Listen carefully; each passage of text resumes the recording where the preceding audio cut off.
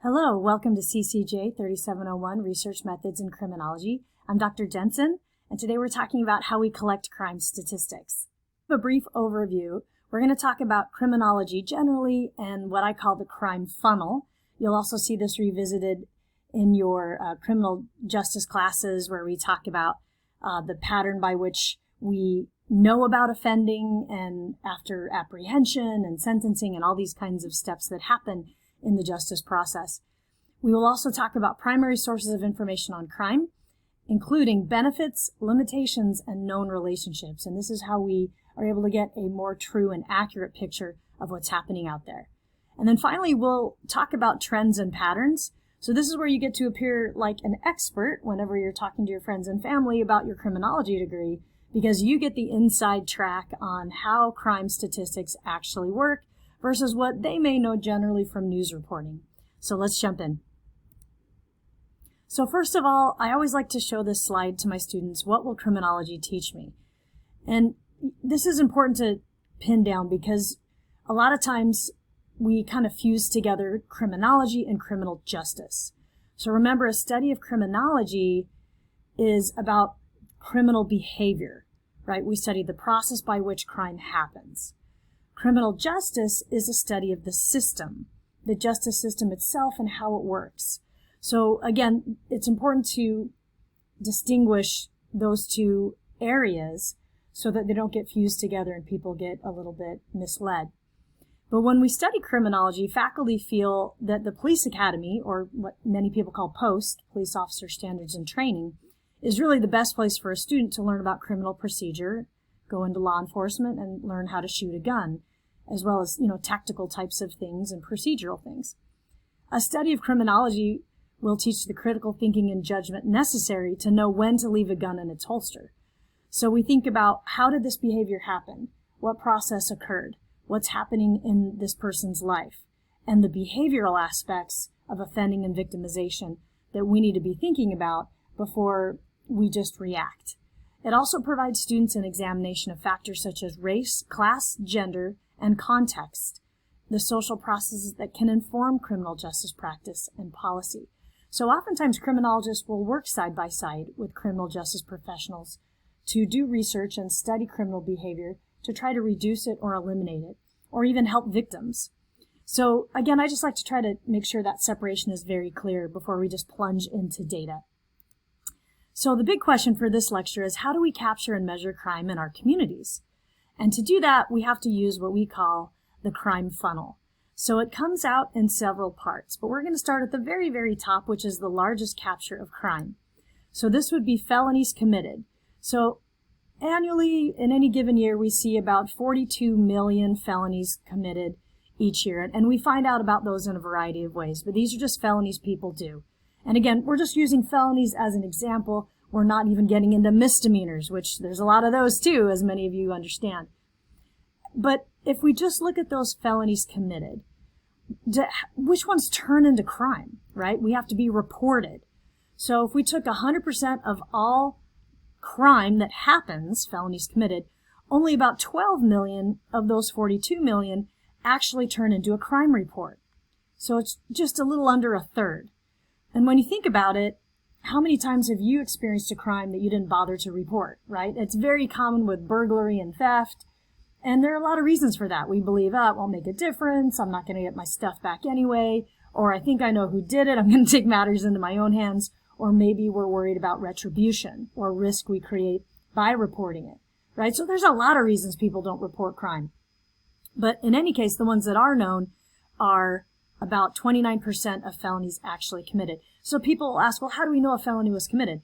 This is done through self-report, right? So serious crimes reported, that's more of a police tool, right? Crimes known to the police. Now, out of those serious crimes reported to the police, only about 14% turn into what we call a felony arrest, or just a little around half, right? About 6 million of those 12 million. So now we're funneling down and narrowing down how many crimes actually turn into an arrest. After the arrest point, we know that oftentimes charges are dropped, cases are thrown out of court, an arrest was made illegally, all kinds of things happen, right? So how many actually turn into a conviction? a criminal conviction where somebody pleads guilty to a crime. Only about 2.2%, right? Because there's a lot of processing that happens in the criminal justice system between arrest and conviction. And there's kind of a dirty word that a lot of people don't like to hear, which is called plea bargaining, right? And essentially it's getting a guilty plea in exchange for, not having to go through the trial process, and you may even get to bargain a lesser charge, right? So that we all save ourselves the burden and the justice system the burden of going through that trial process. We'll do a plea bargain, right? And we'll get a guilty plea out of it. So people don't like cases handled that way. They like to believe that all criminal cases are handled with trial, but in actuality, very few are. The criminal justice system disposes of cases through the plea bargaining arrangement, and it's upwards between 80 and 90% of cases are handled this way. And again, it's a process. The prosecution and the defense will gather and say, look, this is what we got, and the other side says, this is what we got, this is the evidence, this is the case in front of us, and they determine together how to proceed, right? So these are all the pre-trial hearings that happen before the trial. And then they'll meet with the defendant and the victims, and they'll say, hey, this is the case we have. This is the most proper order we think to proceed to serve all parties concerned. And they get to determine if they'd like to take those steps. So again, plea bargaining is the justice system. It's not how we handle things. It is the justice system. It's how a lot of cases are handled. But again, out of those 42 million, we're really only seeing a little less than 100,000 of people actually be convicted. Now, don't get the word conviction and prison mixed up in your mind, because at the very, very bottom of the funnel is how many people are actually going to prison annually. Now, remember, when we talk about prison and jail, jail is usually short-term confinement and prison is long-term confinement. However, there are arrangements, especially at county jails and city jails, where they will house inmates and offenders temporarily, or even through a memorandum of understanding if they are short on beds or whatnot, or maybe they're making arrangements or doing transfers. So yes, you will see people who maybe have longer sentences in jails occasionally. That does happen. But when we talk about prison, we're talking about serious offenses, long sentences of a year or more. That's 420,000 a year, people going to prison every year. That's less than 1% of people that actually committed a felony. So this looks terrible when you think about it. You're like, wow, there's a lot of crime that just happens that no one ever gets punished. No wonder people commit crime. No one is ever caught. No one's ever arrested, convicted, and let alone punished by being sent to prison. Now remember, you can be convicted and not sent to prison. You can be put in diversion. You can be put on probation, right? You can be fined. There's a lot of other ways to punish people besides sending them to prison. So again, just to kind of clarify some of those criminal justice decision points in your mind. But the reason I bring this up is sometimes students will want to analyze crime data and they'll say, I want to study crime. And I say, okay, that's great. What kind of crime do you want to study? I want to study violent crime. Okay, I'm going to use arrests. And I said, well, you can use arrests. However, you might want to use just violent crime committed, right? Self-reported violent crime that maybe never turned into a police report, let alone an arrest. So you're going to get a larger capture of crime with self-reported data than you do even with crime reports or police data or arrest records, right? So you have to think about those criminal justice decision points and how they narrow in on a smaller and smaller population of criminals and offenders. So if you try to pull information at the arrest level, you're missing the two levels below it. If you're only looking at inmates, then you're kind of missing out on people who've been arrested but maybe were not handled as far as being sent to prison. So you have to think about what population you're studying, and if you're asking questions about things that have happened to them, it's actually illustrating different decision points in the criminal justice process. So keep this in mind as you make decisions on different parts of data or different indicators of criminal activity and what it could include or exclude. When we talk about these criminal justice decision points, it really is about measuring crime involved at these different points. So again, 42 million self-reported felonies, 12% into a crime known to the police, 12 million and 29%, 6 million, 14% are arrested, and much, much fewer than that become a convicted person, and then about 1% of that original 42 million are sentenced to prison. So again, just keeping track of those numbers in a little bit different manner So if you select a different level of examination, it will result in a higher or lower yield of persons in the data. So when we think about crime happening throughout the United States, I like to pull up a lot of crime maps, and crime mapping is a lot of fun, and it is a data point that we use often, right? And so we think about the violent crime rate, right? So violent crime would include assault, rape, robbery, and homicide, right? Battery. There are other violent crimes out there, but those are the major ones, right? And we want to know where it's highest. So this is a slide that goes kind of green, yellow, red meaning high, green meaning low. And what's interesting is you kind of see population distributed, the more sparsely or more rural populated states, you're going to see lighter colors like in the yellow and green. And then you see the darker colors, red and orange in some of the more highly populated states. But even so, you see some interesting fluctuations. We see a lot more crime happening in the South versus the Northeast. And not as much crime happening in the Midwest, right? And we even see some crime data that wasn't reported. Those are the gray areas. So we do see some patterns that are really interesting to investigate when we're studying crime, if we do crime mapping. Now, if we were to take that same crime map and look at the murder rate, and it's not like you look at this map before you buy a house, okay? But I mean, at the same time, some people do pull crime statistics when they're shopping for homes and trying to find safe communities. Largely, you're safe in a lot of the United States, right? So green is good, meaning you have a low murder rate. Red is high. The murder rate's a lot higher. So this one's a lot more interesting. I mean, you have green touching red, right? Where it's very low in one area and right next door it's very high. So we see this, again, with major population centers.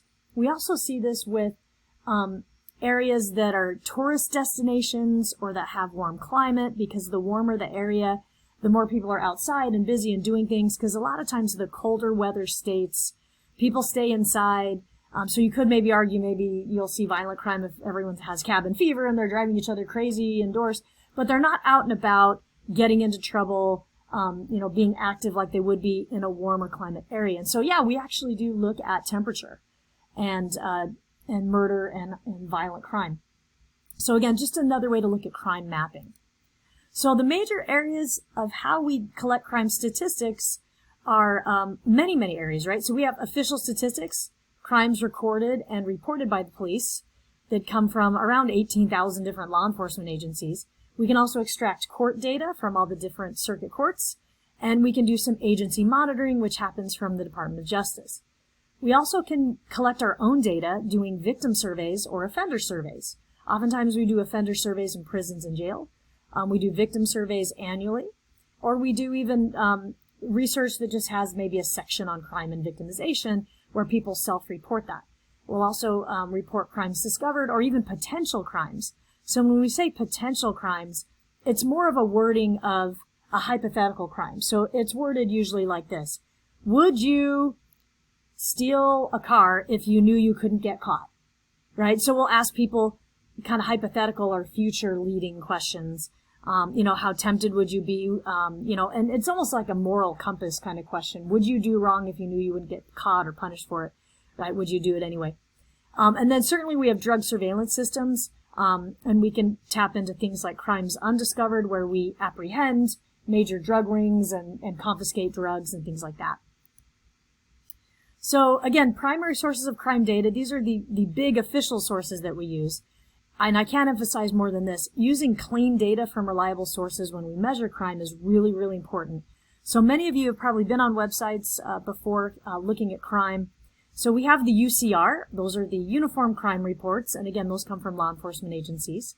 We have NIBRS, the National Incident-Based Reporting System, which is kind of an appendage to the UCR to capture other forms of crime. And then we have another area, the National Crime Victimization Survey. We call it the NCVS for short. It's been around since 1973, and we collect crime victimization data through victim self-report surveys every year.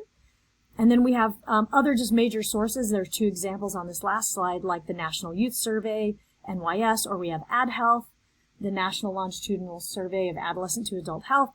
There's lots of major research studies that are sponsored by government agencies, nonprofits, foundations, universities that collect self-report survey data that might have some crime and victimization questions. So these are major data collection efforts. They are, used regularly by researchers and analysts, and they are clean. However, we always go into them carefully to make sure, because sometimes there are challenges that we need to kind of fish out as we get ready to use the data. And we're going to talk about some of those challenges in a moment. So the most important thing when we're evaluating crime data from these big known sources is there are limitations, right? Each source has strengths and weaknesses.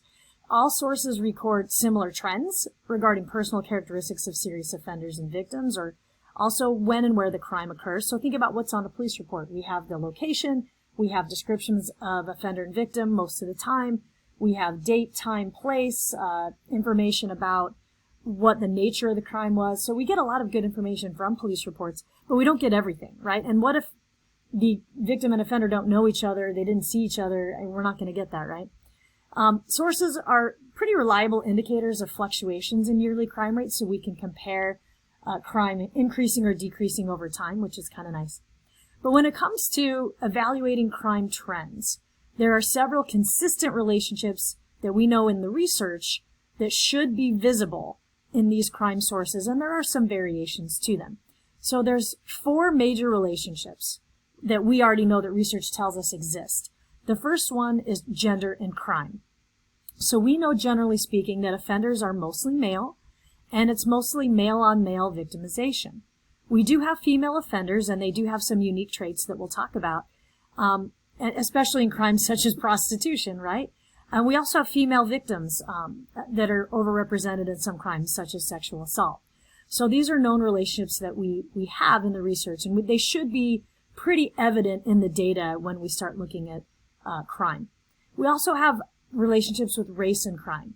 So it should show the effects of things like highly patrolled areas with uneven distribution of races within the population. So police may be over-patrolling, for example, black neighborhoods or Latino neighborhoods or immigrant neighborhoods, right? We do see that happening. So, of course, there's going to be more activity happening in that area because they get patrolled more, even though there often is a lot of suburban crime and rural crime that gets unnoticed due to limited resources and fewer patrols.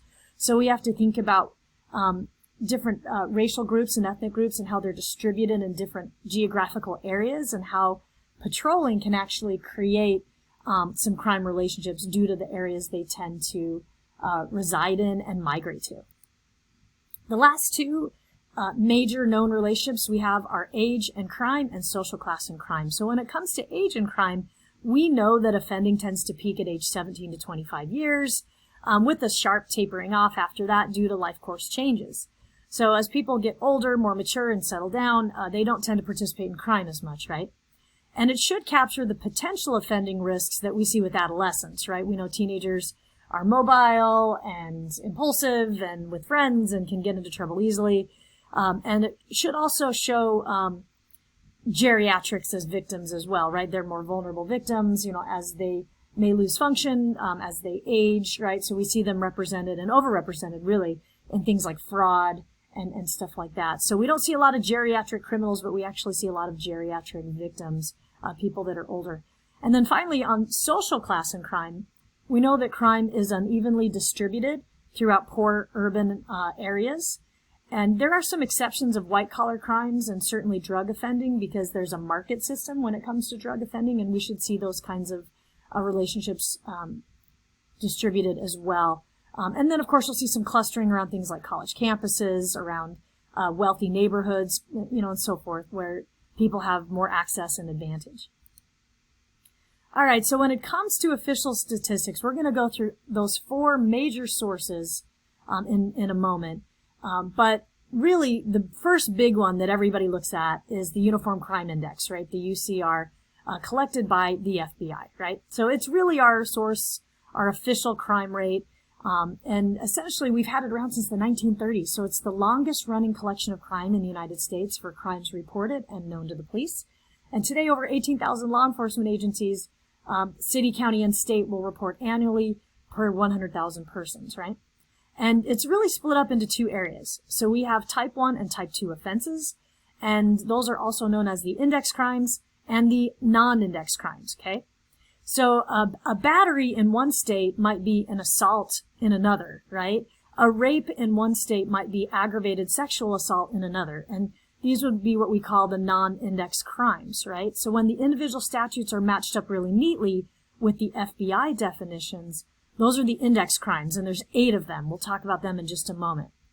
A non-index crime is basically anything other than those 8 crimes that the FBI combines to produce its annual crime index. So these offenses would include willful homicide, forcible rape, robbery, burglary, aggravated assault, larceny over $50, so kind of more sophisticated theft, motor vehicle theft, and arson. So again, these are the lists of offenses as we talked about them. So those are the 8 index crimes there on the left, the type 1 offenses. So we have kind of a mixture of both property crime and violent crime. But as you may notice, we have lots of other crimes that really aren't in that list, right? And those go into the non-index. So a few offenses that you'll notice are not there are, things like drug offenses, right? Espionage, counterfeiting, fraud, kind of different types of unlawful taking or theft. Things like weapons violations, kidnapping, trespassing, prostitution, loitering, public intoxication, criminal mischief and mayhem, and those kind of things. So really the type 2 offenses are really the catch-all of everything that's not a major offense. And the major offenses are the ones people pay the most attention to that often do the most damage. All right.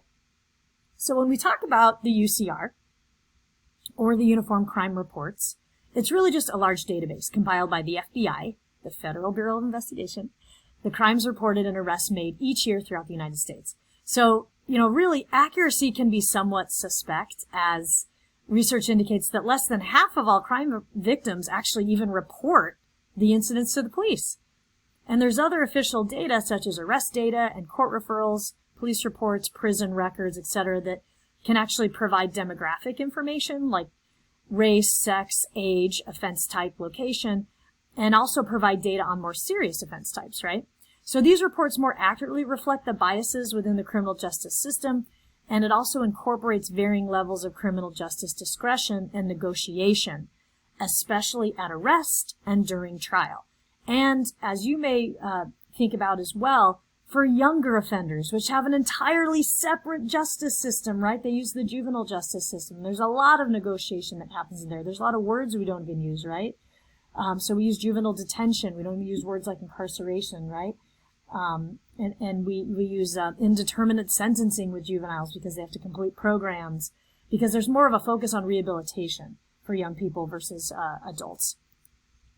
All right, so the UCR, all the crimes known to police, basically police reports, there are, positives and negatives, right? So pros and cons. So on the pro side, yes, you can compare agencies easily, because if I have the police data from Gainesville and I have the police data from Ocala, I can kind of compare those two cities and see how they're doing, right? Or Miami versus Jacksonville, or, Tallahassee versus Melbourne versus Atlanta. I mean, I can make any comparison I want. And that's kind of convenient, right? So it's really convenient. It's a quick and easy snapshot of what crime looks like among violent and property offenses that people are most interested in. So if they're trying to get a quick look at the really serious stuff, that's where you're going to get it. And the index offenses are valid indicators of the public's crime concerns, right? So they really calculate the infamous crime rate city to city. And usually we calculate that crime rate in 2 ways. We have violent crime and we have property crime, right? So property crime is crimes against your stuff. Property crimes are crimes against you, serious injury, bodily harm. On the con side, it doesn't count all crimes. You kind of saw that we have the index and non-index. And so we have to go to other sources to find those crimes. And there's often too much variation across location and time. So even though we can compare agencies easily, sometimes we get different times of the year because, you have cities that are kind of party cities during certain times of the year, like spring break or New Year's Eve, right? So that can kind of mess things up a little bit, where people go to a certain destination and they're not offending or being victimized where they live, right? It's actually tourism really responsible for that. And then you also have reporting happening also at different intervals and regions. Some jurisdictions can actually change reporting policies occasionally as well, especially during political election periods, which again is kind of interesting. And then again, definitions of crimes can change over time, again, introducing more variability. It's hard to make comparisons. The biggest criticism of the UCR is the hierarchy rule, which you will read about in research journals as you study more and more crime. And basically the hierarchy rule is this. The worst offense in a series of offenses, let's say I did more than one bad thing, it basically trumps all others. So in a crime incident where multiple offenses occurred, let's say I was committing armed robbery, I jumped in my car, I ran over somebody and smashed into a mailbox, and then I was apprehended. Well, they're going to capture the running someone over in the car, because that's the most serious thing you did. Even though robbing somebody is also really scary and threatening, I killed somebody by escaping my robbery. So I committed a lot of crimes in that series of events. But the hierarchy rule is going to basically count me as manslaughter, right? Negligent manslaughter kind of a thing. So some examples, we see it often in bank robbery where you may have breaking and entering, a threat of injury or assault. You're committing larceny at the same time. You may also have some charges of vandalism or destruction of property, trespassing, being somewhere where you're not supposed to, joyriding, and that blocks those lower level offenses from coming through. So the crime rate really is unweighted. Murder is treated similarly to aggravated assault. The gravity of the offense is simply lost in just an overall violent crime rate, right? Because some murders are much more heinous and serious than others. And it doesn't consider the severity of certain crimes, right? And really that would give us an indicator of how dangerous an offender is. Also, victim characteristics are not emphasized. It's really more on the offender side. And demographic shifts, especially in migration, population growth, and loss, can actually skew the data. And we see this happen with immigration. We see it happen with things like COVID, with working from home, with weather patterns and changes, with major hurricanes, floods, earthquakes. People shift around, and that can definitely skew the data, and that's not even really related to crime. It also omits crimes not reported to the police, ones that are unknown, and for example, often drug offenses are not included in the UCR, right? Or they may not be known. All right, so again, the UCR, we're going to kind of measure it up against that measuring stick of those known relationships, evaluating crime trends and the gender in crime, race in crime, age in crime, and social class in crime. So we talked about what those relationships are already. We should be able to see evidence of them in the data, so let's take a look. So in the UCR, the Uniform Crime Reports, we don't really get necessarily good coverage or adequate amounts of male-female differences in offending. It can kind of be one-sided on the male side, but we do see some of the trends with gender, but not as many as we'd like to see, especially with violent crime because that's predominantly male, and so not as nice of a picture as we can see from other sources that really underscore that relationship.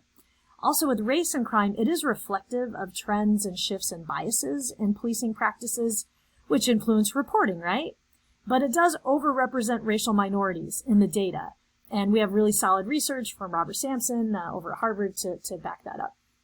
And then finally, when we look at age in crime, that one actually is well supported. It's reflective of trends in the data with age at offense or reoffense, and then sometimes having prison disruptions. I was incarcerated for a period of time. I got out. I offended again.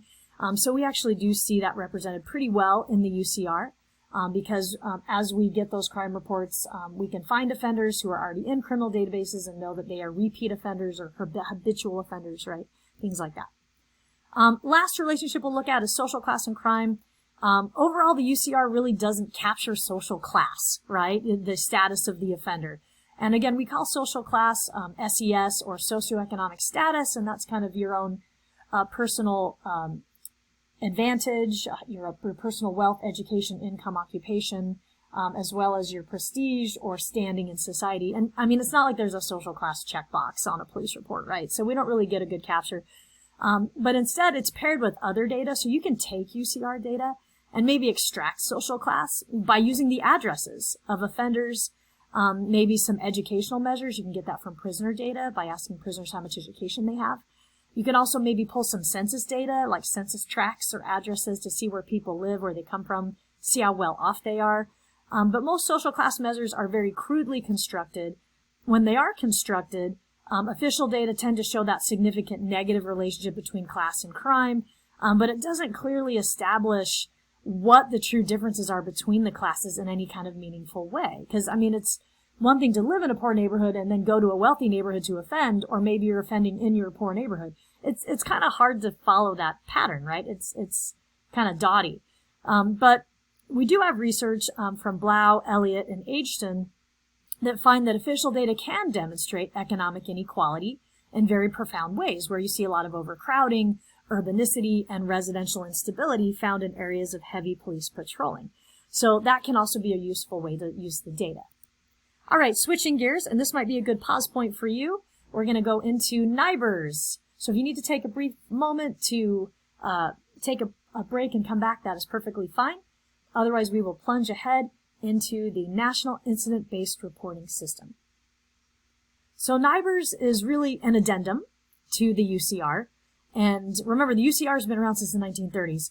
This program began in the 1960s, and it was actually enhanced again in 1982, but it requires local police agencies to provide a brief account of each incident and arrest, including incident, victim, and offender information. So it's actually a really solid source. It comes from the Bureau of Justice Statistics, or the BJS, to capture a more detailed spectrum of offenses, offenders, victims, property, arrest data concerning each incident. So it includes 22 different crime categories and 46 offenses, while the UCR captures really only general offenses and those 8 index crimes, right? Murder, rape, robbery, aggravated assault, burglary, larceny, motor vehicle theft, and arson. And only general characteristics of those persons arrested for a limited range of other offenses. So now you can start to see how NIBRS as a catch-all kind of gets the rest. And NIBRS, and again, that's what we call it NIBRS. It's a collaborative effort between the FBI, local, state, and national criminal justice agencies, and professional organizations to kind of fill in the gaps from UCR. But even with all this great data and getting a bigger capture of more crimes, it's not perfect. So these are the positives and negatives, pros and cons when it comes to using NIBRS. So really, it reports crimes only over a selective number of law enforcement. So I'm going over the cons first, all right? So it's not really everywhere throughout the United States, so you can't make comparisons on every agency because there are different levels of participation. The data collection and reporting required by NIBRS inevitably falls to those writing the reports, right? Law enforcement. And for most law enforcement agencies, that means officers. So when you think about it, officer accountability begins when they first enter data about an event. And data is only as good as its input, right? And we know that police reports are super boring to fill out, and mistakes can happen. With complex and confusing NIBRS requirements, officers sometimes struggle to submit accurately coded reports, right? And mistakes happen. And even mistakes from the report to the coding, getting it in data form, can happen too with the data analysts. So NIBRS fields are not always officer friendly and easy to extract. And fields are sometimes not relevant to a local agency, and they might be included as mandatory by the system. So again, there can be some issues between collection and imputation. And an officer's account of offenses can actually differ from what NIBRS deems as acceptable. So again, it's just kind of reporting issues that maybe aren't terribly different from in one organization to another. But, you know, and oftentimes officers can be very upset and confused by reports that look different than how they initially submitted them, saying, hey, you misconstrued what I reported, this isn't accurate. And, you know, sometimes district attorneys and courts may request additional documentation or supplemental reports explaining what changes were made and why, creating even more work, right? So again, it's only as good as its report and it's only as good as its capture. So there can be some of those issues that come up. But we'll go back over to the pro side for a moment. It is nice because it's incident-based instead of summary-based, right? So I get a view of each individual offense as it happened instead of an overall event. Because again, if we have the hierarchy rule and I ran over somebody, robbed somebody, and destroyed property, that's a summary base, right? But I want to look at each of those offenses one by one. That's incident-based. And NIBRS will pick up on that, which is super nice. It also has new offense definitions, which expands the amount of data that comes in. Again, we just talked about the hierarchy rule. It doesn't have that problem. It eliminates it. It does include those crimes against society, things like prostitution and drug use that are kind of out of bounds, like who's the victim in those crimes, you know, who's actually being harmed, and how much is being chosen, or is a business transaction between individuals, is it really crime? But it can capture those as well, and it often improves the accuracy of official crime data. So NIBRS, we're going to put it up against that measuring stick, just like we did with UCR. looking at gender, race, age, and social class. Again, trying to find those consistent relationships that research tells us should be visible in these crime sources. So let's look at each of these again. So if we use NIBRS and getting all these crime captures, in some instances, offense definitions were revised and crime categories were further expanded, again, to include those crimes against society. So gender and crime, NIBRS, again, doesn't allow for adequate coverage of male-female differences in offending, but it's actually pretty good at the victimization side, right? Especially since it includes drug use and prostitution. So it does capture that, but as far as comparisons of male and female offenders, not so much. Race and crime, it is, again, reflective of trends, shifts, and biases in police practices, which influence reporting, because, again, this comes from police reports, so we're not super surprised there. And it would overrepresent racial minorities in the data, just like UCR would. When it comes to age and crime, you do see that strong, consistent relationship. But again, nothing more specific for analyzing the differences between juvenile and adult offenders than what you would get with UCR. And then when it comes to social class and crime, we don't really get much further. It's really the same relationship as UCR. Again, coming from the same police reports, we have some of the same limitations and some of the same kinds of findings when we look at these kinds of relationships. So now we are into the National Crime Victimization Survey. We call it the NCVS for short. And this, again, picks up on that victim side, which is really exciting because sometimes we don't get as much of the victim's story when we're just studying offense data. So essentially, it's a national survey, and it is sponsored by the federal government, and it selects victims and asks them about their experiences with law violation, okay? It's optional. They do not have to participate. They can opt out. But essentially, we do a sampling of around 50,000 U.S. households in a rotating panel study over 3 years. And essentially, we conduct these victim interviews for victims aged 12 and above. We largely don't do very, very young children because a lot more is involved when we're trying to ask young children about their victimization experiences. And as you can imagine, a lot of other adults and parents would need to be involved, and we don't want to reintroduce trauma with very young children as well. So it's really adolescents and adults that are in this sample. It does provide the demographics of victims and the relationships between victims and offenders, especially when we talk about family crime. But it gets a pretty big capture, okay? So we kind of rotate these panels over 3 years. As you can imagine, murder is not captured on the National Crime Victimization Survey because the dead victim cannot be questioned. So that is the only crime you will not get a capture of in NCVS. Sometimes we do talk and do studies with surviving family members of victims who have been murdered, right, who have experienced homicide. So we do have those studies out there, but of course, they wouldn't be in this capture. So essentially, due to human mistakes in coding the data, this database, it's actually been around since 1973, but in 1993, about 20 years into it, the NCVS was redesigned to include an expanded list of questions and computer-assisted telephone interviewing technology. As you can imagine, this was all kind of new stuff in the 90s. And it added skip patterns for irrelevant questions that are not applicable, so it kind of made it a little bit more smooth and sophisticated for the survey respondent. It was also more inclusive of crimes measured. It revised the screening questions, rephrasing the interviewer questions to provide more clarity if people were unsure of what was being asked. And then it also increased the threshold of series victimizations, like how many times actions can occur, because sometimes victimizations can really have high frequencies over time. And when they are asked about a single incident, they all start to blend together. And so you kind of have to be able to separate those and handle those in the data as people have those experiences.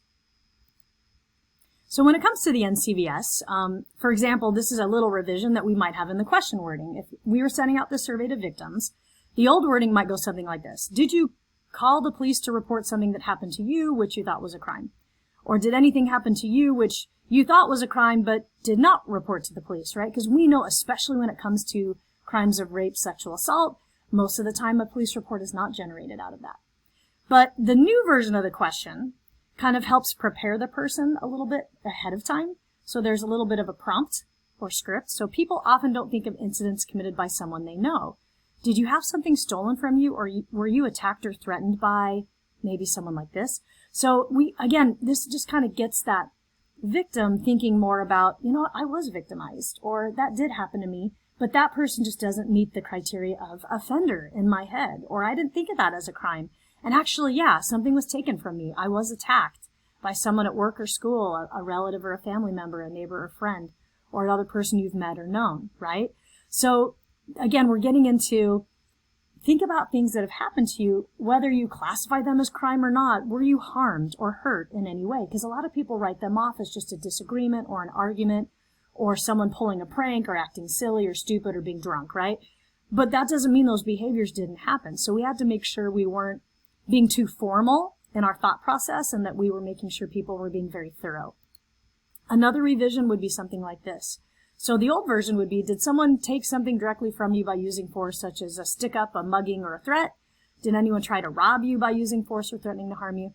So now we're kind of going to get into more of the details because, again, some people kind of categorize and classify things differently in their mind, especially if they've been traumatized in a violent situation.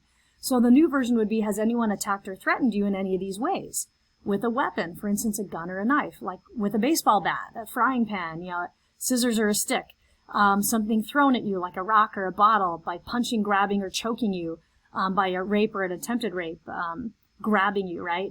Face-to-face threats, any attacks or threats or use of force by anyone at all. So we kind of get into, all the different variations that could happen in an attack that you might not really think about at first. So, and then again, more revisions. Did anyone beat you up, attack or hit you with something like a rock or a bottle? Were you knifed, shot at, attacked with some other weapon by anyone at all? Did someone threaten to beat you up or threaten you with a knife, gun, or other weapon, not including a telephone threat? Did anyone try to attack you in some other way? So we'll actually pull in things that have to do with unwanted sexual touching, coercion, or force. Incidents involving force or unwanted sexual acts are difficult to talk about. Have you ever been forced or coerced to engage in unwanted sexual activity by someone you didn't know, a casual acquaintance, or someone you know well, right? So we're going to get into kind of helping people understand. We know that some of these things that have happened to you are difficult, but we're going to kind of ease into it, helping people feel a little bit more prepared, right? So these are, again, just some other revisions that have happened. Now, again, even with these revisions, it has improved and gotten people to talk more and more about behaviors that have happened to them, but it's not perfect, right? Positives and negatives. So on the pro side, it is able to capture lower reporting rates like rape and assault that are often hidden. So I had a student ask me that in class. We were sitting there in lecture on campus, and they said, okay, Dr. Jensen, you've taught us for a couple of weeks now. You told us that rape and sexual assault are the lowest reported crimes out there as far as crime known to the police. So how do we actually know what the rape rate is? Like, if we want to know what the rate of sexual assault is in any given area, how do we know that if they don't tell us? You just told us they don't report the crime. And basically, this is the answer, right? We find out who they are through victim surveys. And usually it's a question, did this happen to you? Yes. Did you report it to the police? No. So that's how we get a more accurate capture of the actual sexual assault rate, is through a victim survey. So it was kind of a student playing gotcha with me. I was like, no, we have a lot of ways to capture crime. We can do self-reporting, we do victim surveys, lots of other ways. But I said, no, there's ways to capture crime that are uncomfortable to report to the police. And actually, I wrote my dissertation on sexual assault. There's a lot of barriers to reporting and things that are consequential to reporting that are difficult for victims and law enforcement to navigate. It's a very complicated, traumatizing behavior, and it has a lot going on with it. So, we have to get at it in other ways due to those kinds of complexities. So it also, with the NCVS, it can capture victimization across countries. So we can do international comparisons, and actually international agencies have actually used this as a model approach when other countries study crime. So we're kind of the leader when it comes to victim surveys, the United States. That's kind of cool. It also assesses issues such as things like fear of crime or retaliation, satisfaction with police services on how crime reports were handled, or how how interactions with the police happened. It reveals things like attitudes toward police, and reasons for not reporting crimes, like why they chose not to. It also reveals other institutions that may act as first responders, things like regulators, hospitals, schools, workplaces, mental health clinics, etc.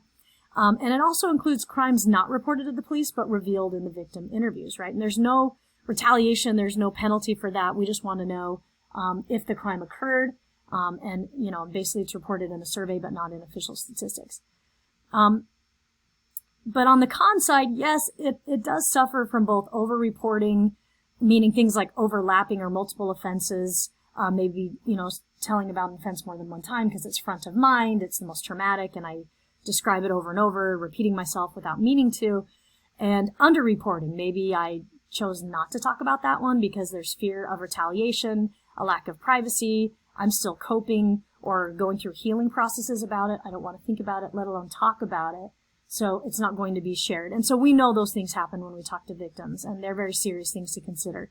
It also is very high cost to administer because we're trying to get these hundreds of thousands of people over 30, 40, 50 years of data now, and doing these panel studies. So it is very expensive.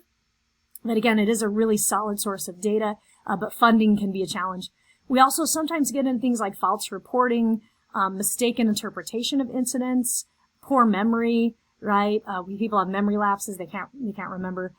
Telescoping, which telescoping is actually having difficulty remembering event timelines that lead to inaccuracies. Like we're reaching out, looking on the horizon, trying to figure out where something began or ended, and we're confusing the details.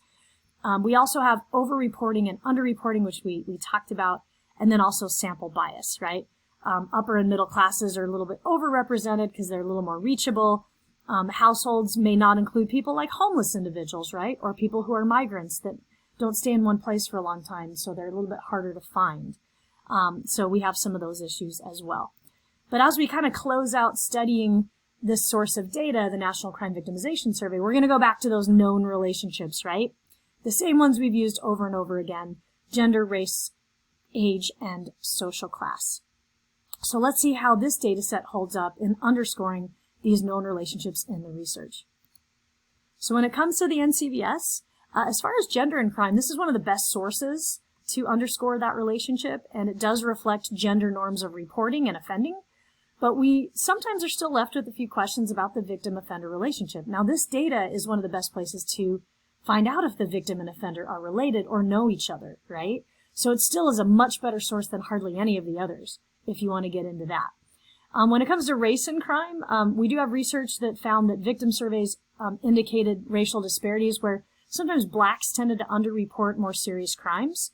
And yeah, there are underreporting problems, particularly in family-based crimes, where it might be more consequential for these crimes to become known, right? Or sometimes you have what we call the, fear of the police, right? Or tense relationships between racial minorities and police, where we're going to find underreporting because the trust isn't there.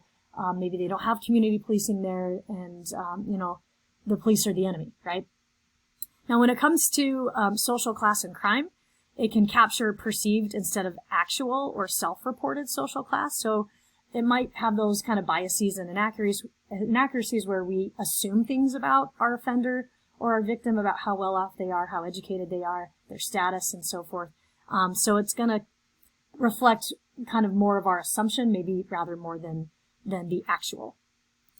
All right, our last source of criminal data is a self-report survey. And again, this is just a major research study that does a survey that asks questions on crime and victimization. So it can come from thousands of different places, right? So all it really is a research approach that asks subjects to describe in detail their recent and lifetime participation in criminal activity or victimization. Again, both trends, panels, cross-sectional, longitudinal. So cross-sectional is just a snapshot, one place in time, one group of people, that's it. Panels, we can kind of take those people at different cross-sections and follow them. Or longitudinal, following them over time, same people, same questions, years apart, but it's the same population over and over and over again. And again, there are lots of different reasons we would do those kinds of samples, right? And we definitely talk about that later on in class. So often you may ask participants about past, present, and future or hypothetical criminal behaviors that they're thinking about doing, right? But you may also ask them about kind of their wealth, health, and social life, right? Their family relationships, their self-esteem, their friendships, their job, their income, right? You can ask them about all kinds of stuff in any survey in research, right? But usually there's a crime section that's kind of fun to look at. And ad health that we've used in our labs is definitely one of them. So these are a few surveys. I'm not going to read all of these on the slide, but If you're looking at some places to go find some data, we have most of these available in class from our course website, right? So like the International Dating Violence Study, that's one of my favorites. The Police Public Contact Survey, that's police interactions with the public, and they've done that over time, many, many years, especially recently. And then again, we have Monitoring the Future, we have the Youth National Surveys, and Ad Health. So again, there's plenty of others, but these are some very popular ones that have some great variables and measures inside them that you may want to check out. So now that you know what they are, and it's a lot of the data we're using in class, we're going to look at those positives and negatives again. So what are the pros and cons to using just self-reported data from a major research study? Okay, so on the one hand, on the pro side, it includes more accurate details and a more accurate picture of substance abuse crimes, right? Because we can ask more directly about drug use and alcohol. So that's kind of nice. We can get into more detail there. It also captures what we call the dark side of crime, right? Those who did not get caught, because it's self-reported. They didn't get caught by the police. The fact that we're able to survey them and talk to them means they're not in jail. So some people say that's the data set that has the criminals that are smarter and wiser, and the ones that didn't get caught, the ones we're really after and really wanting to learn about. Things like undiscovered crimes. It also provides very rich data with details on SES, again, that's socioeconomic status, background and context, things like peers, relationships, community, personality, attitudes, and beliefs that we can get at. Because sometimes we have research studies where we want to look at certain traits, attributes, or circumstances of victims and offenders, but we don't have that information from a police report. But you could get it from a self-report survey. Now, on the other hand, just like any other major survey, it has similar kinds of challenges. On the con side, basically the methodology of self-reports makes them inaccurate sometimes with falsification, recall bias, right? We can't remember things, overlapping responses, respondent confusion, maybe bad question wording, social desirability, tapping into mostly petty offenses of, they criticize like middle-class white students, because a lot of times these are done in suburban schools that are not very diversified, or, that represent the distribution of the population. It also omits offenders who refuse to participate or are unable to participate, right? They're incarcerated, so we don't have access to them. You have to do a prison survey to get at those participants, and therefore may be the most seriously criminal or delinquent in the population, right? So maybe they're the most serious ones. It also requires voluntary participation on sensitive issues, and some people can stop taking the survey or refuse or say, no, I'm not doing this anymore, right? So it has its challenges just like any survey, right? But we can get a lot of really good data. Now, we do have data analysts and researchers that will go through the data and check for inaccuracies, falsification, overlapping responses, and they can do a little bit of data cleaning to address those issues, so we can still have a lot of confidence in the data, right? It's not perfect, but it does clean it up quite well. Now, on the very back end, we're going to evaluate those crime trends and known relationships. So first, we'll start with gender and crime, right? So the criticism here, and this comes from research by Paternoster and Smith, they say it's kind of like add gender and stir. It just kind of controls for gender. We know the gender of victim offender. It measures the gender gap in offending, but we don't really get much more than that. It's just kind of like sticking gender in because we want to know about it, but there's a lot more depth to it, so they think it's a little surface level, basically. On the age and crime side, we get that strong, consistent relationship, especially when we look at longitudinal data, and that's the fun part about Ad Health, is they start out as teenagers, and we end up surveying them all the way out into their 40s, and we can see if they kept offending over time, if they had issues in their youth, and if they were persistent offenders, life course offenders, described by Terry Moffat, if they, were ever incarcerated, arrested, right, things like that, if it actually was what we call life course persistent, right? Or was it just like a one-time, I was a bad, naughty teenager doing stupid things, but then I grew out of it and I turned out okay, right? But you could actually do that in a self-report survey. You could check for that. Now, when it comes to race and crime, it does reflect attitudes of racism, fear, distrust, and self-preservation. And again, it can have difficulty in capturing multiracial people. Sometimes they ask you your race, ethnicity, check all that apply. And people who are multiracial or biracial are represented. But then a lot of times we want to look at relationships between blacks and whites, or Latinos and Asians and native persons and so forth. And sometimes there's overlapping categories because they identify with more than one ethnic group. So, it's kind of the same challenge we would find in any survey. Okay. And then you also have Belair and McNulty. They said, sometimes we get race violence linkages that can be captured in examinations of their own community context. And that's more easily, though not completely, picked up in self-report research. So we can find out about their neighborhood, about how safe it is, about things that have happened in their neighborhood, which may put them at risk, right? And that's a really great place to put it. And then surveys just such as the National Youth Survey, the NYS, they have helped alleviate some of these weaknesses with more specific measures. They'll have things like anchored reference points, and you'll see this in Ad Health too. It says, have you committed this offense or been deviant within the last month, the last 6 months, the last year, or, last 30 days, last week, have you done any of these things? So they have kind of a time anchor that says, maybe you didn't do it at the time I'm surveying you, but in the last few months, have you done something like this? It also reflects attitudes of, kind of how people feel about race and police. You can ask questions about that, and you'll find that in the police public contact surveys, which is kind of cool. The last area we're going to talk about is social class and crime, and again, the results depend on the measures used. And we've had research by Elliott and Ageston and Dunaway that have been a little critical of this. But generally, self-reports really show no significant differences by class and crime, mostly due to the use of non-urban samples and, again, capturing these petty status offenses like stealing gum from 7-Eleven and stuff like that. It's not a very serious crime. But research by Braithwaite found that self-reports actually can even exaggerate the proportion of delinquents within the middle class, right? It might not be as accurate as you think it is. So it's not as entirely useful in testing the relationship between social class and serious crime, since self-reports often do not represent a chronic or a serious offender population. Again, it's mostly petty stuff. And we see that in Huizinga and Elliott's research, also research by Picaro and Bram. So again, if we want more serious crime, we're going to have to get at that in other ways. So again, when we're explaining our crime trends and crime rates, it's important to really think about some of the major explanations and theories out there. So before I plunge into this area, if you want to take a little break, we've just covered the 4 major sources of crime data, the UCR, the NIBRS, NCVS, and self-reported surveys. If you need to take a breather for yourself, feel free to do that now, and then you can continue. So with explaining crime trends, again, we have kind of the age structure of the population. We have things like immigration that we have to keep track of, the economy and jobs having fluctuation in earning potential or people's personal stress and survival. Are they going to turn to crime when they're pressed or they have their job eliminated, right? Things like access to abortion, which actually reduces our population, right?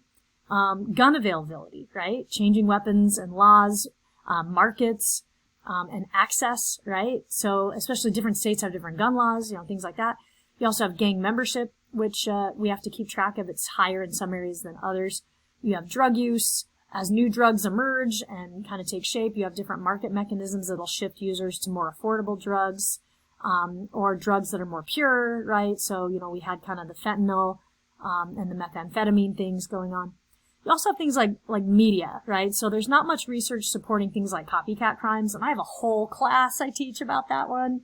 So you can take that if you would like. It's called Media and Crime, and we get into those kind of things. But really, media influence is actually very prevalent in our lives, and it drives cultural shifts, right? Especially social media, right? So we're interested in that. And then again, we can look at things like aggressive or passive law enforcement, things like policies like stop and frisk or 3 strikes laws, defend your castle, duty to retreat, those kind of things. And then certainly incarceration with how different states handle release or overcrowding, and some states incarcerate at higher levels than others. And then certainly just overall things like cultural changes. So if we look at our crime rate now, it's actually pretty low. And our current state is reflective of some of these things we just talked about. So we do have, high unemployment. It is getting better.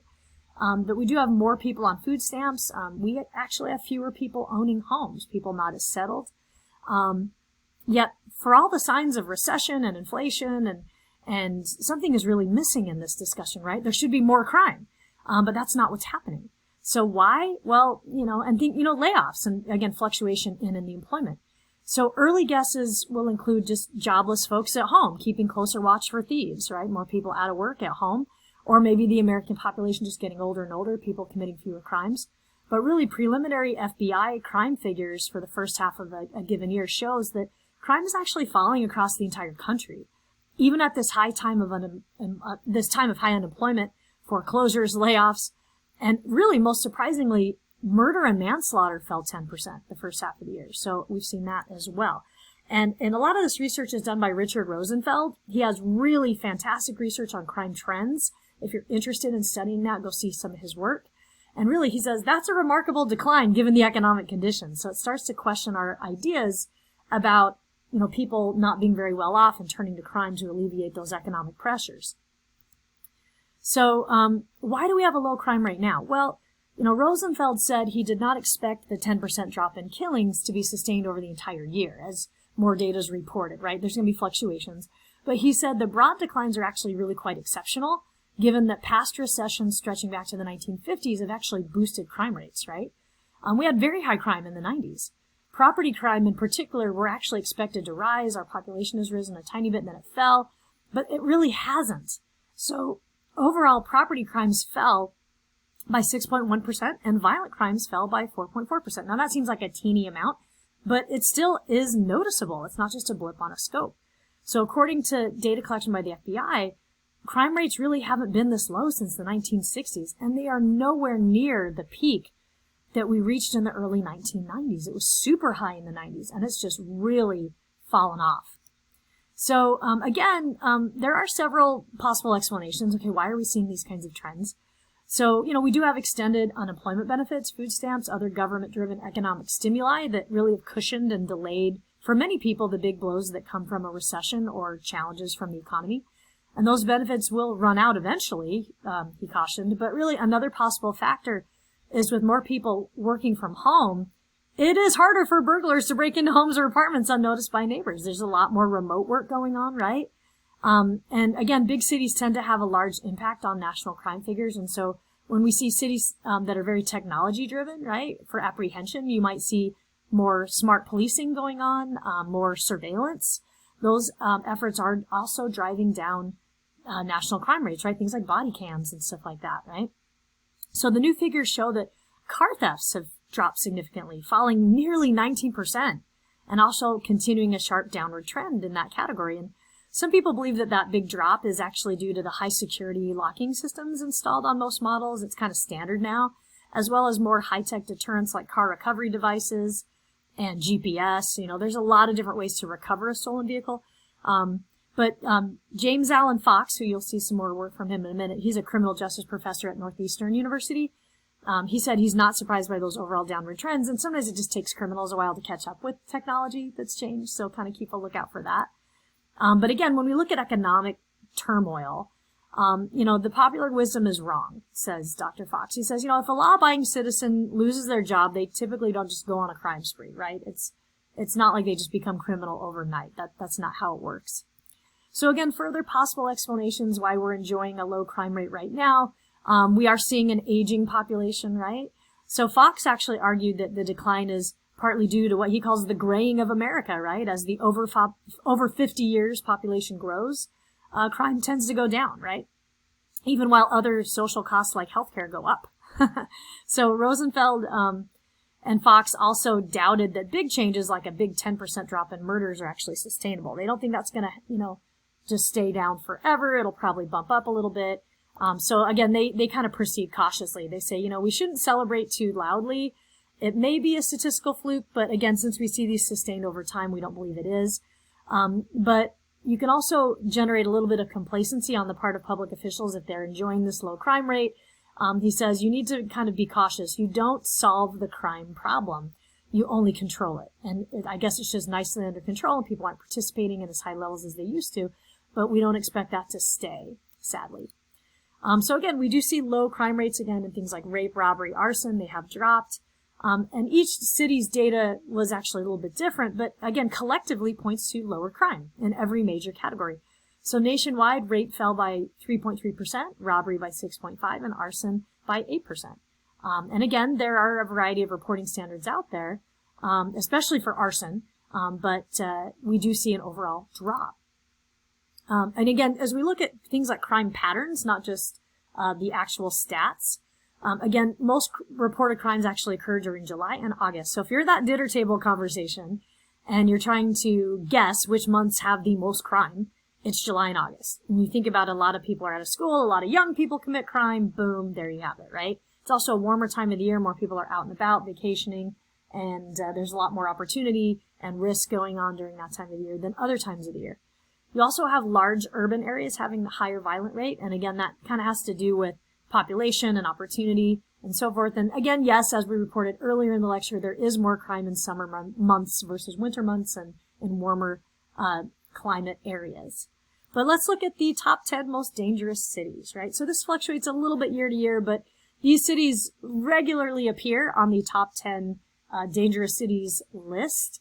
And when we talk about dangerous cities, it's mostly violent crime. So we're talking assault, robbery, murder, and rape, right? So these are kind of the 4 out of the 8 index crimes from the UCR. So these cities tend to have high rates of those things. Some of them are maybe more assault, some more robbery, but these are the top 10 most dangerous cities. So they're kind of spread out, but they are in major urban centers, right? And the one that always catches people a little bit off guard is Little Rock, Arkansas. Not sure why, but yeah, and we do see some, in Florida and Texas from time to time, California. New York kind of stays off the list for the most part. It was a regular appearance on the list from the 60s to the 90s, but we haven't really seen New York in there for a long time. So crime patterns, again, western and southern states do have higher overall crime rates. And when we say overall crime, realize that most crime is property crime. Harm to your stuff, unlawful taking, damage to property, etc. Age is also inversely related to criminality. So the older we get, the less crime we do. We tend to offend mostly when we're young, and it drops off in kind of our mid-20s. And again, male crime rates are higher than female crime rates. So the last part that we tend to kind of end on is hate crime, right? It's kind of the special crime category, and I always have students asking about this. You could study this as your topic in class if you're interested, but essentially it's a special category of crime. The FBI defines hate crimes as motivated by prejudice against race, gender identity, religion, disability, sexual orientation, or ethnicity. And these statistics may be used to help law enforcement address issues for their communities, provide lawmakers with justification for certain legislation to protect vulnerable groups. They also supply the media with credible information about groups that are targeted. They'll show that hate crime victims are not alone, and they also help researchers in determining the trends in hate crimes. But then I had a student ask me, again, middle of class lecture, Jensen, why do we care about hate crimes? Murder is murder, assault is assault. Who cares about the motivation? The reason we care about the motivation is it means that there's a certain characteristic that a group of people in the population share that makes them a target. And so, in this case, the offender might be going after people of a certain religion, or sexual orientation, or racial identity. And that means people in those categories are in danger. The potential for danger and for violence and harm to them is greater than for other people. And so we have to take into account different protections that we need to invoke, because it just makes this potentially more dangerous offender, since they don't really care who the victim is. They just have to share those traits. So, and they could be trying to harm or hurt large populations of those groups as they gather. So it can be, a public endangerment issue as well. Again, hate crimes, sad part is data collection is voluntary for state, but it's actually mandatory for federal law. So there's a little bit of hit and miss collections that happen. It also kind of goes across state, local, and tribal law enforcement agencies. But the most common hate crimes reported to the data collection are things like destruction and damage and vandalism to property, right? Intimidation and threat, and simple assault. But why does motivation matter? Because again, it endangers a population of people at large, and it has no regard to other personal characteristics or victim-offender relationships. If you have that trait, we're going after you, kind of a thing. Again, just kind of to wrap up on hate crimes, the information collected, we do have aggregate hate crime data collected for incidents, and we talk about things like bias motivation, right? Incidents including 1 or more offense types, up to 5 bias motivations, because you can have people with multiple traits, and we'll collect information on that. There's actually a whole section on hate crimes that the FBI website has if you want to see more. Or we'll also look at multiple bias incidents motivated by 2 or more biases. Maybe you have a certain orientation, certain religion, and racial identity, and you're all 3, and so you're targeted in multiple ways. As far as the victim side, it includes individuals, adults, and juveniles, businesses, institutions, and society. And law enforcement can also indicate the number of individual victims, adult victims, and victims under the age of 18. So it's actually really great data to look at. And then on the offender side, we get the numbers as well there, as also the race, ethnicity of the offender or offenders if it's a group. And the term known offender does not imply the suspect's identity is known, but rather an aspect of them are known, maybe their age or gender or racial identity. Okay. And then again, we also get location type. One of 46 location types can be designated like house of worship, sidewalk, home, school, stadium, movie theater, right? We can get different areas that these crimes occur. And then finally, jurisdiction, right? We know which judicial district they're in, federal, state, what agency is in charge of that jurisdiction. And remember, jurisdiction is the geographical area in which a crime occurs and who has legal authority over that area. Juris meaning law, dicto meaning say. So literally, jurisdiction means to say the law. Okay? Again, just a few other notes as far as if you're interested in topics and how we measure crime. When we talk about crime and gender, we get into things like gender socialization, right? So we have feminist theories and all kinds of different gender theories that go into these kinds of areas. So, one theory might be girls are supervised more closely than boys and have stronger emotional bonds to families than boys do. And this is said to account for part of the gender gap in common nonviolent delinquency. And we've had some research support this, especially if we've interviewed families and they've said, well, if my young daughter gets into trouble, we could have things like unplanned pregnancies, and that's highly consequential to my family, versus if it's my son getting into trouble, right? So they give us examples like that. And again, that represents kind of genderized experiences and stereotypes and gendered context. So in some girls, generally are less violent due to boys, mainly because maybe they're influenced more strongly by bonds to their family, by social relationships. Maybe they learn fewer violent definitions. They're taught that violence is inconsistent with the meaning of being female. It's not feminine to be violent. And again, you have these expressions like boys will be boys, right? And so there's kind of some gender socialization at work here that we study as well. So these mechanisms appear to be so effective among girls that direct overt controls like supervision and coercive discipline actually contribute very little to the explanation of variation in female violence, right? So they are important for explaining variation in male violence, right? So we'll talk about things like strict parenting, lenient parenting, supervision and monitoring of kids, especially high-risk kids and things they do, keeping them busy, keeping them involved, mentoring. Some will argue that, again, some consequences, and we talked about this earlier, like early pregnancy, are more severe for the family, requiring more supervision. And again, running away, right, is part of that as well.